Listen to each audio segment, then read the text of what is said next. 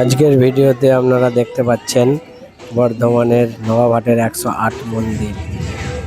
আজ 15ই আগস্ট 2026-এ আমরা গিয়েছিলাম নবাবহাটের 108 মন্দিরে, যেখানে আজকে প্রচুর ভক্তের সমাগম হয়েছিল।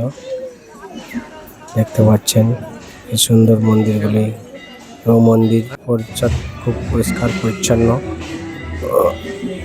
ওখানে আপনারা গিয়ে বর্ধমান স্টেশন থেকে নেমে যে কোনো অটো বা বাস ধরে নবাবহাট স্টেশনে নামতে পারেন। বর্ধমান নবাবহাট বাস স্ট্যান্ডের ঠিক উল্টো দিকেই 108 শিব মন্দির। তাছাড়া আপনারা টালিতে নেমেও সেখান থেকে টোটো করে বা বাসে করে নবাবহাট যেতে পারেন। বর্ধমান স্টেশন থেকে 5-6 কিলোমিটারের ডিস্টেন্স নবাবহাট বাস স্ট্যান্ড।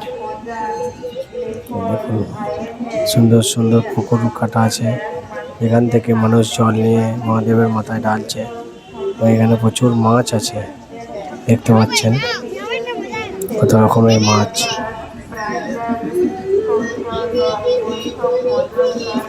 খুবই সুন্দর পরিবেশ এখানকার।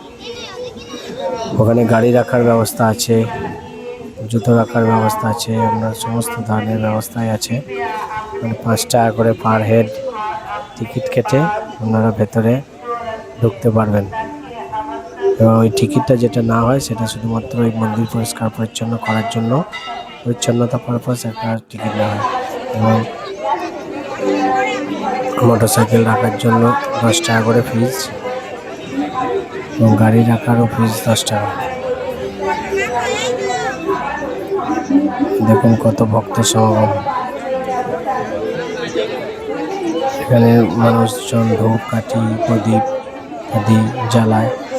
এবং আপনারা পুজো দিতে চাইলে, বিশেষ করে দুটো মন্দির আছে 108টা মন্দিরের মধ্যে যেখানে পুজো হয়, দেখুন মানুষ লাইন দিয়ে দাঁড়িয়েছে পুজো করাবে বলে।